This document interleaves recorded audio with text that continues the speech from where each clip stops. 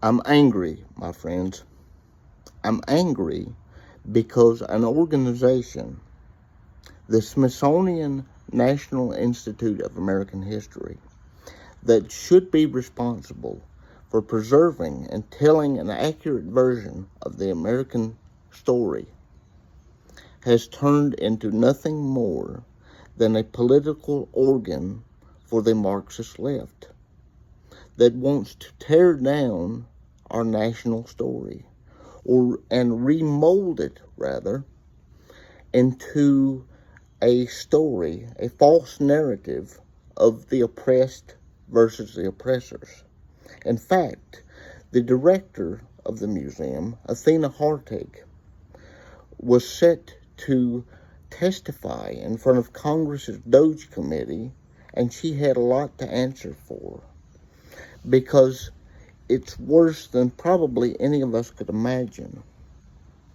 But this institution, which we should all cherish as Americans, has turned away from what it was founded to be, an institution to preserve and protect the American story, and instead has shifted to make Americans ashamed of our national history, to leave out important parts of our national story, to make us believe that our founding fathers were nothing but a bunch of racist bigots who wanted not equality of all men before God, but wanted just a few high-class white elites to control whatever minority group that you want to insert into it. Now, if you study history, as I have, you would know that nothing is further from the truth. But this is what the Museum of National History, American History, is doing under her leadership. I want to start off with a few clips, and I'll start off with the questioning from Representative from Texas, Brandon Gill, and his questioning of Athena over her direction for the Smithsonian's current museum displays and the current objectives under her leadership. And then I will show you something by Tim Burchett from Tennessee. I'll tell you, it's disgusting. Take a look at this. Would you say that the goal of history is to be objective?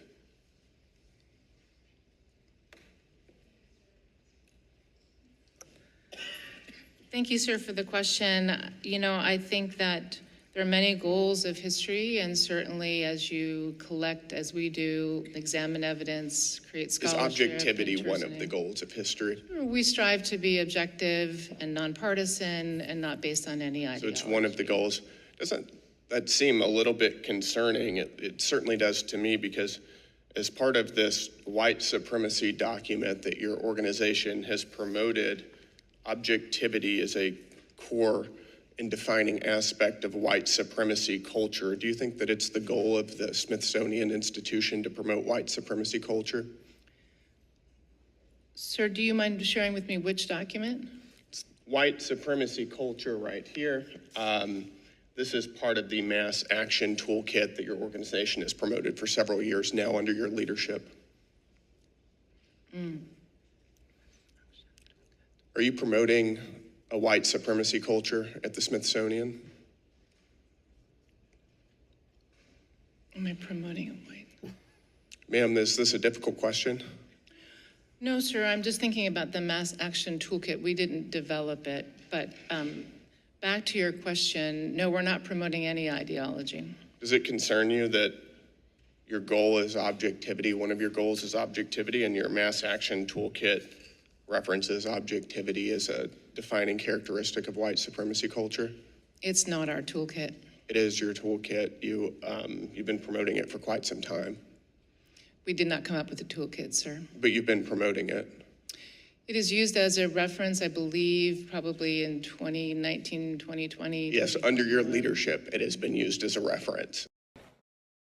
The poster behind me shows an exhibit called Entertainment Nation on display now. Do you think these exhibits behind me are appropriate for children?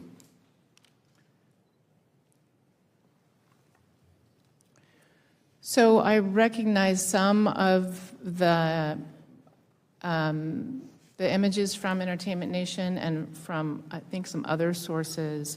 But let me, I think, tell you what I think is most important about... Ma'am, I mean, Yes. you have pictures of bondage, you have some overtly sexual things up there, you have transgendered folks, I assume that's what they are,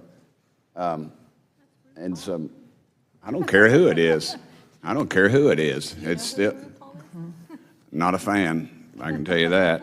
But in another exhibit, a 6-year-old girl asked why she doesn't have male genitalia. Do you really think that content is appropriate for children? I mean, do you think little girls have penises? I mean, let's get to the basics of this. Do you think that's appropriate? So, sir, I believe the exhibition and project you're referring to is Girlhood, It's Complicated, which was a temporary exhibit in our museum that closed, I believe, in 2020. Ma'am, I didn't ask you that. I asked you, do you think, is it appropriate? So in that exhibit, sir, with permission of the author, we shared a 13-year-old's diary, which I believe is what you're discussing. And in that diary, they wrote about sleepovers and Latin class and math exams. Ma'am, do you think that's appropriate? I appreciate this. We're limited on wrestling. time, ma'am. Do you think that's appropriate? Do you think that is appropriate for a Yeah. child to see? Yes or no? I understand your question, sir, but No, you don't. You're not answering. You're just running on, ma'am, and I appreciate your hospitality, but the reality is you are not answering the questions. You are funded by taxpayers, and the taxpayers would like to know, is that appropriate? So, sir, Girlhood, It's Complicated was not designed for children. It had a label in the beginning of the exhibition that shared with parents about some of the topics that would be covered. Now, you don't need me to tell you. I'm sure that most of you could figure this out. But the Smithsonian gets quite a hefty check from the American taxpayer. In fact, the Smithsonian National Institute of American History requested from Congress that their 2026 budget be to the tune of $27.5 million. Now, I believe if the American taxpayer is going to be on the hook to support the museum at the Smithsonian for that much money, the Smithsonian has an obligation to tell an accurate version of the American story, not to present America as a force for evil in this world. And make no mistake about it, that's exactly what has been going on under the current director's leadership, and probably longer than that. But they want you to believe that America is a force created by the evil capitalist to oppress whatever minority group you want to insert there. They want you to believe that our founding was tainted with racism and oppression. Why? Because if they can convince you that our legacy is one of racism and oppression, and not one that the Declaration so boldly declares that all men are created equal and endowed by their Creator with certain inalienable rights, that among these are life, liberty, and the pursuit of happiness, and that governments were instituted among men to secure these rights. They don't want you to believe that God sees us as all equal. They want you to believe that we are under a system of oppression so that they can abolish the system entirely and to do away with the greatest nation that the world has ever seen. If you don't believe me, allow me to read to you from that mass action toolkit that Representative from Texas Brandon Gill talked about. Page 47 of the mass action toolkit reads, "Museums are systems. There are several subsystems that make up individual museums, including various departments, functions, and audiences. A change in one subsystem does not create sustainable change. For example, simply increasing diverse content within the exhibitions does not create diversity within staff, create more effective marketing materials, generate inclusive leadership practices, or shift organizational culture. When seeing the organization as a whole system, targeted change innovations can be designed within all of those subsystems to generate an increased chance for sustained change. It is not the job of a historian to turn someone into an activist, as Athena Hartig has put it. And if you don't believe me, go back and watch the full congressional hearing yesterday, because that's exactly what she wants to do, even though she clearly is not answering questions from the congressmen who have posed it. And that's just two examples. The job of historians is to present facts and let the facts speak for themselves, not to cause you to feel a certain way, not to turn people into gun haters, as the Trump administration pointed out, not to turn you into a trans activist. But that's what they want you to believe. They want you to hate the Judeo-Christian ethic that built this country. They want you to hate the God of the Bible. There's no mistaking this. In fact, that same mass action toolkit that I mentioned earlier says that whiteness and the Judeo-Christian ethic is part of the problem, because it's that Judeo-Christian ethic that capitalism was born out of. And they want to tear down a capitalist system. It's not my words, it's theirs. They don't want you to believe that there were founding fathers who fought their whole lives to abolish slavery. They don't want you to believe that at the outset of this country, we would have abolished slavery from the very beginning. But it was because we could not get unanimous consent from all colonies that we didn't abolish it from the very beginning. In fact, there are two colonies that voted against abolishing slavery from the outset. I'll give you a minute. Can you guess who they are? South Carolina and Georgia.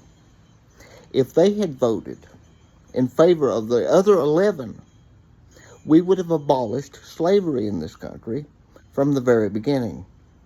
That doesn't sound like a bunch of racist white people to me. They don't tell you about Roger Sherman, who never owned a slave. They don't tell you about Thomas Paine, who never owned a slave, or John or Samuel Adams, who never owned a slave, and in various ways fought to abolish it from the beginning. Benjamin Franklin was a member of an abolitionist society, for God's sake. That doesn't sound like they didn't mean what they said when Jefferson said that all men are created equal.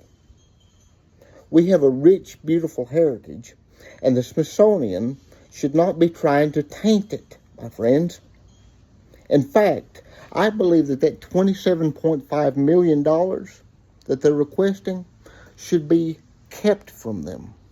They shouldn't be receiving any federal funding if what they want to do is try to reshape the narrative, to create a generation of Americans who hate this country. History is of the utmost importance, my friends, and you cannot help people if you can't tell them the right story. Yes, do we have a few warts on our noses? Of course, as I've said before. But the foundations of Americans and the American experiment are good and pure. We have created better lives for people from the very beginning.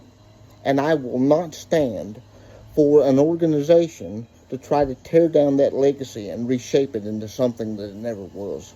If you agree with me that the Smithsonian needs to be not only investigated, but have all federal funding removed unless they agree to be good stewards of their position, do me a favor and like this video so it helps out the algorithm so that more people see it.